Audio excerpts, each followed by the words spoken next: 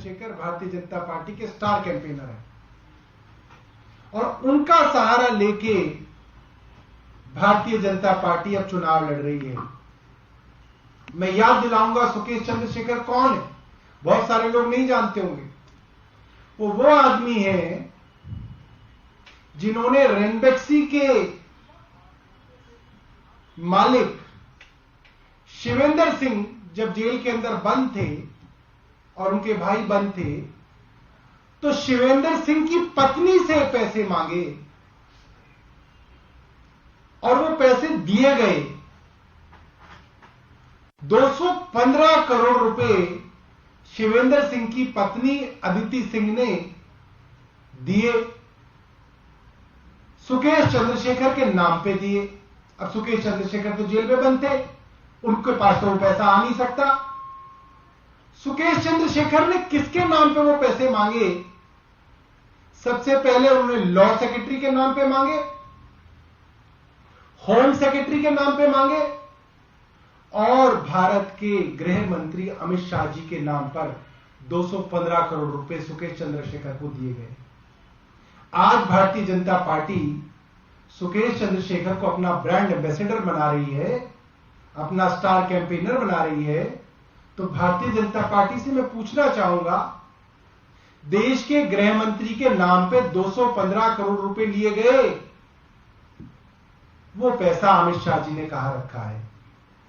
सुकेश चंद्रशेखर तो बहुत महान आदमी है, वो तो सच बोलते हैं, वो तो बड़े बड़े काम कर रहे हैं, भारतीय जनता पार्टी पूरे दिन उनका गुणगान कर रही है।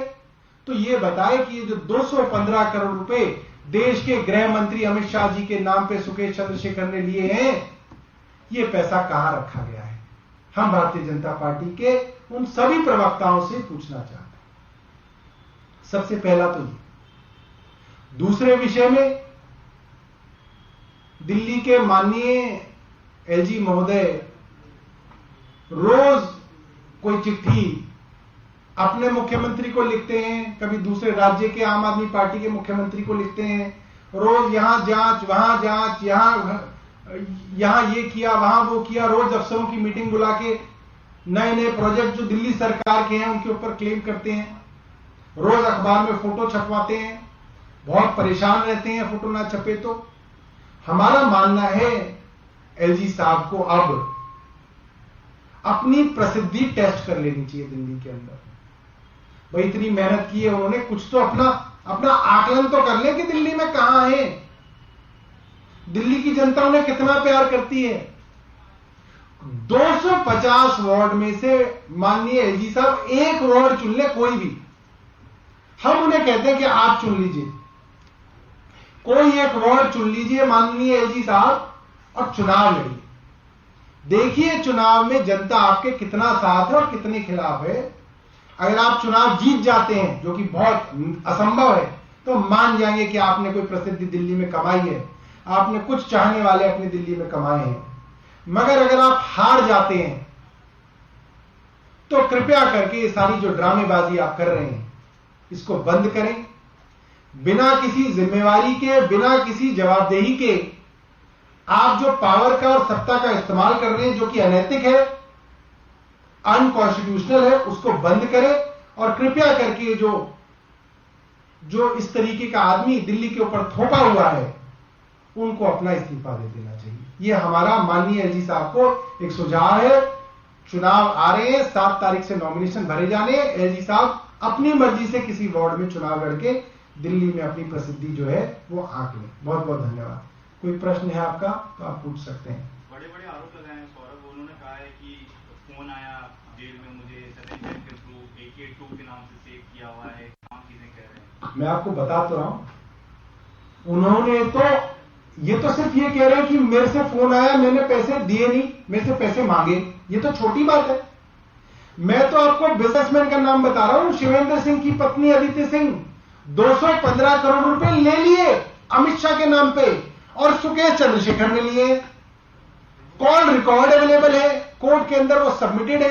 ऐसा नहीं है कि मैं हवा में बात कर रहा हूं, ऑडियो रिकॉर्डिंग उपलब्ध है कोर्ट के अंदर कि उन्होंने अमित शाह जी के नाम पे 215 करोड़ रुपए लिए हैं और वो तो जेल में है। वो 215 करोड़ रुपए बताएं अमित शाह जी ने कहां रखे हैं?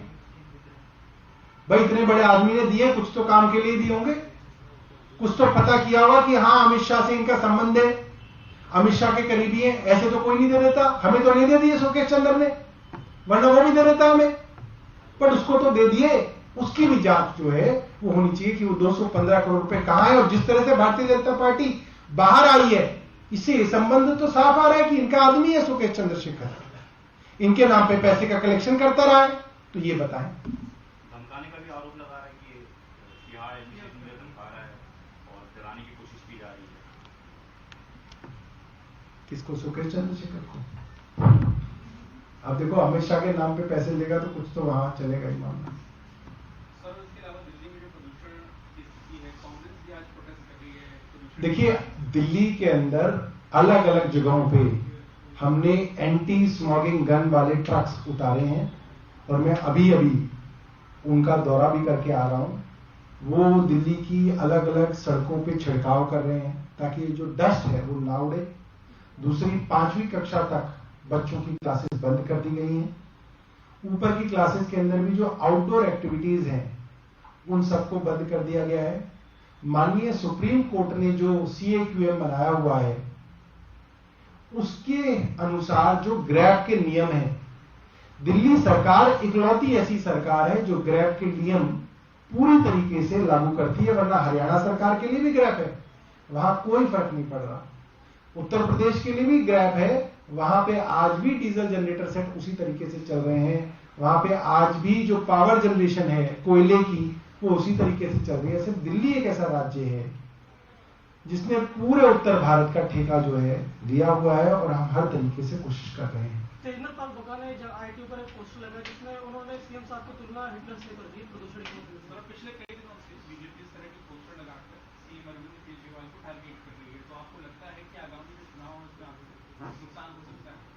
देखिए मैं आपको बताऊं कि कुछ दिल्ली के ऐसे पॉलिटिकल एलिमेंट्स हैं जो भद्दे घटिया पोस्टरबाजी पिछले 8 साल से कर रहे हैं। उनके नाम So the political war of words is only heating up, ladies and gentlemen, because now the counter coming in from the Aam Aadmi Party is that Sukesh Chandrasekhar impersonated an MHA official when he extorted money from Aditi Singh, the wife of Shivendra Singh, to the tune of 215 crore. Now asking the question, where is that money and was that money taken at the behest of Home Minister Amit Shah? That charge coming in from the Aam Aadmi Party. Ananya continues to be with us on the phone, on the broadcast. Ananya,